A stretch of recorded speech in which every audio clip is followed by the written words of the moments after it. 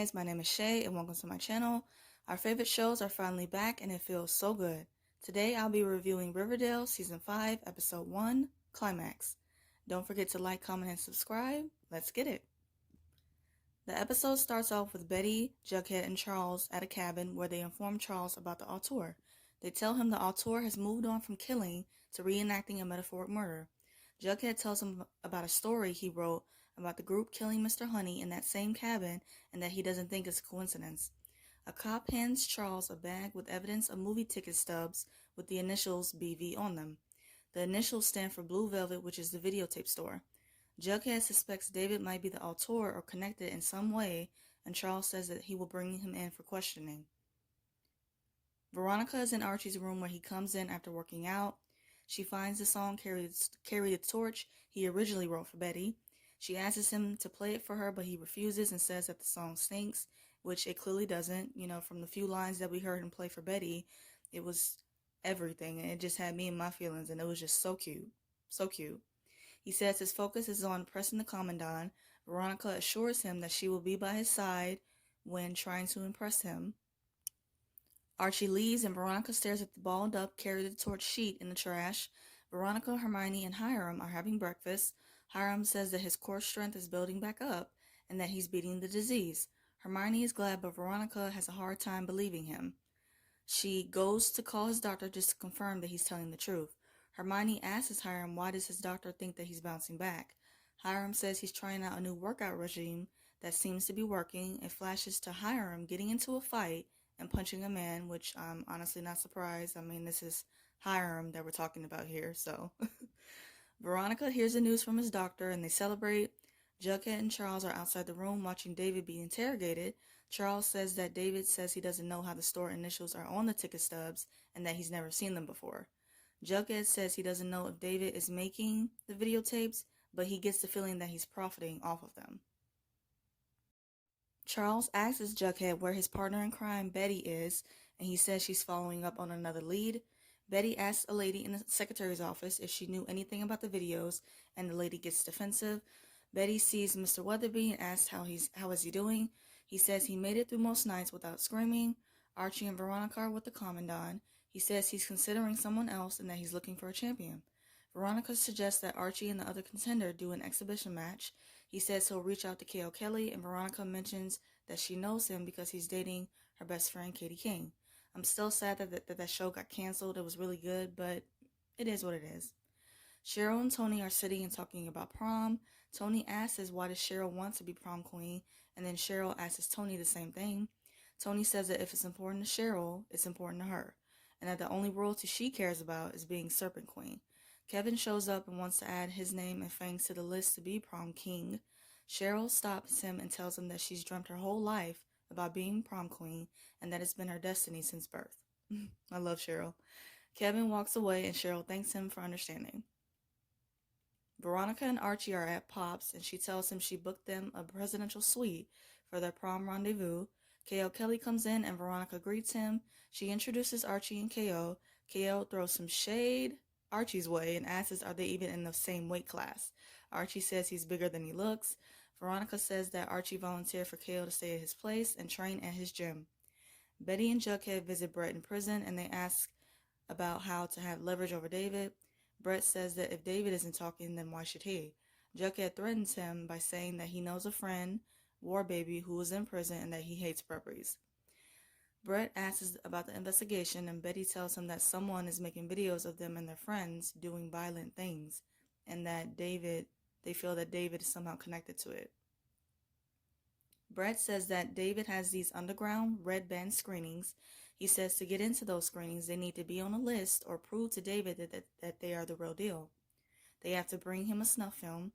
Archie and K.O. do a side bet and they go pound for pound to see who is stronger. They show shots of them both training and Archie wins the bet.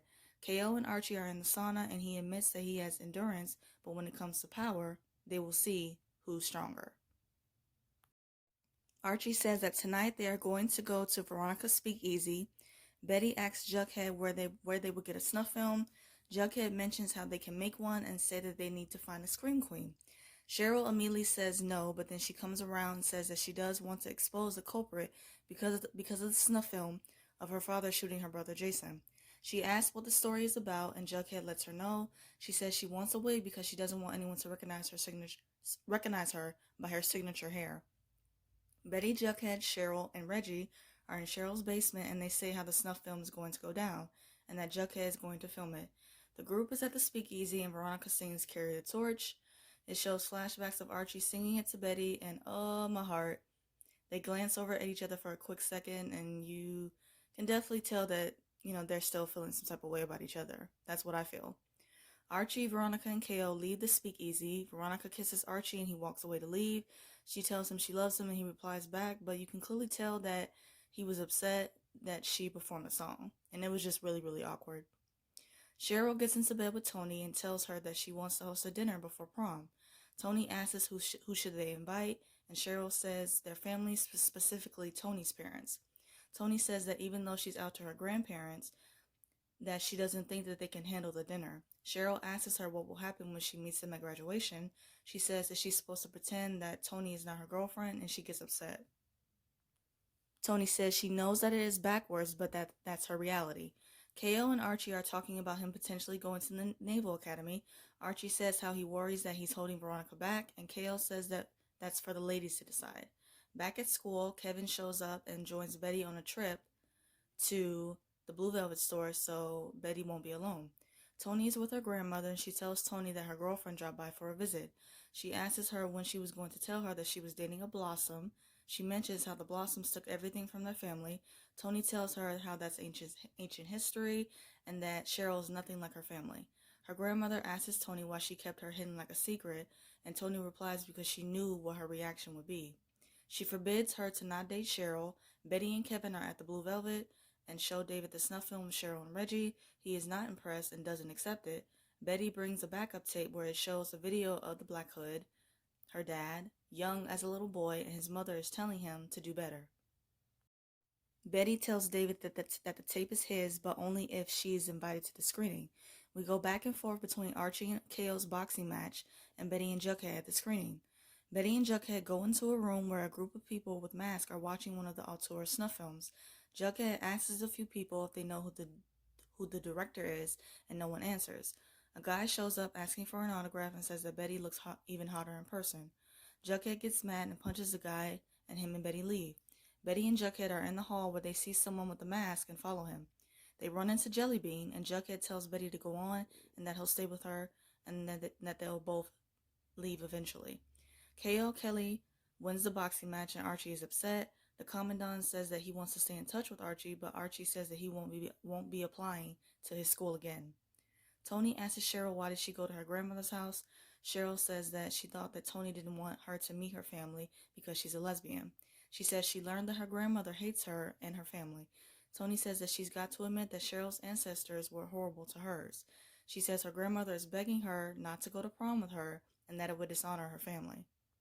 Cheryl apologizes and tells her that she hopes that they will still go to prom together. They're so soft. They're really so soft. Jughead, Betty, and Jellybean are at Pop's, and Jellybean says that she learned about the rave from her friend. She swears she's never been to a rave and that she promises to never go back again. Veronica goes to comfort Archie after the fight, and she mentions how she should have never even suggested it, and that the Naval Academy wasn't his only option. Archie replies that it was. She asks if he wants to skip prom and just do something, just the two of them. Archie says that it'll be the last dance they will have with their friends, and that they can't miss it. Cheryl's in her beautiful red gown, and Nana Rose is with her. Tony shows up with a corsage, and Cheryl is ecstatic. They take their prom pose, and it's just so cute. Like, Shoni is literally everything. They are everything. At Veronica's, Hiram mentions to Archie how he would like him to be the deputy mayor for community outreach if he decides to stay in Riverdale. Both VARCHIE and Buckhead pose for their prom pictures. Everyone is at prom, and they're having fun and dancing. Veronica and Archie are slow dancing, and she mentions how she's going to defer at Bernard for a year so that they can work together. Archie refuses and tells her that he doesn't want to drag her down. Veronica tells him how it's her decision and she doesn't want to be out of sync with him forever. He confesses that he wrote the song for Betty and that they kissed. He mentions how they didn't want to hurt her or Jughead. Cheryl and Tony are crowned as prom queens, as they should, as they should. Cheryl makes a speech and invites Betty, Jughead, Veronica, and Archie to join them for the traditional prom court dance. The three couples are slow dancing when the lights go out, music stops, and a video from the rave pops up on the overhead. It also shows a new snuff film of the group stabbing David. Betty and Jughead rush to cut the video off and leave the dance to check on him. Cheryl and Tony are leaving, and Cheryl says their carriage is waiting to take them home. Tony says that she can't go home with her because her grandmother told her that if she didn't get home by midnight, that she would never speak to her again, and that's pretty harsh. Cheryl tells her that family is the most important thing and to go be with her grandmother. She thanks Tony for the night and tells her that she will cherish the memories always. Tony says that they will work it out and that her grandmother just needs time. They hug and Tony leaves and my baby Cheryl looks heartbroken. Veronica and Archie are talking about the kiss. She asks Archie if Betty told Jughead about what happened with them. Archie says that they swore that they wouldn't tell. She says that they shouldn't blow up their relationship too, and Archie agrees. Veronica says that she doesn't want their last 2 weeks of school to be overshadowed with that, so after graduation, they will go their separate ways. Betty and Jughead are at the Blue Velvet and can't find David. Veronica is back home and she tells Hermione that something happened between Betty and Archie and she cries in her lap. And I feel bad for her, I really do. She honestly doesn't deserve this. Hiram overhears a conversation between them. Cheryl is crying in Nana Rose's lap and says that she and Tony won't end up together and that she's destined to be alone. And I'm just like, poor baby. Like, no. The fact that she's even thinking that is just wrong. Like, her and Tony, I believe that they will get through this. And even if it's a thing where they break up, they will find their way back to each other because they're meant to be. They are really, really meant to be. Betty, Jughead, and Charles are in his office. They talk about David and say just to wait it out for the next film to drop. The episode ends with Archie coming home and he finds a videotape on his doorstep. He watches it and it shows a snuff film of him at Pops being held at gunpoint by the Black Hood. Like that isn't traumatizing enough. To end this video, I'm going to do 3 quick things. First, just my quick thoughts of the episode. I enjoyed it. Second, my quick thoughts on next week's promo. It shows Archie lashing out and him just being angry and his friends being worried and concerned. It shows a shot of his mom just crying. It shows him at a gravesite all like sweaty, and then it shows another shot of him saying to someone, "You have no idea what I'm going through." So Archie is going through it next week's episode, and I'm very excited to watch. Third, I'm going to do a quick rapid fire of the episode. So, my favorite scene, Cheryl with Nana Rose and just Tony coming in and giving her the corsage, them taking their prom pictures and just being all adorable and everything. I just love that moment. It was just so pure. My favorite look, definitely Tony's prom look. I was living for it. Favorite quote by my boy Kevin Keller, "You had me at snuff film." That made me laugh. Favorite duo, definitely Betty and Kevin. I miss seeing them in scenes, just the two of them. And hopefully we get more of that because I love their friendship. My WTF moment is Veronica singing Carry the Torch. That's not how I thought the song was going to be sung, but it is what it is. And I just didn't really care for it, to be honest. I hope you guys enjoyed this review of Riverdale. I'm happy that the show is back. Let's keep the conversation going and let me know your thoughts in the comments. Subscribe for more content. I will be reviewing other shows like All American, Legacies, and some other stuff. Hope you guys have a great day. Stay safe and see you guys next week.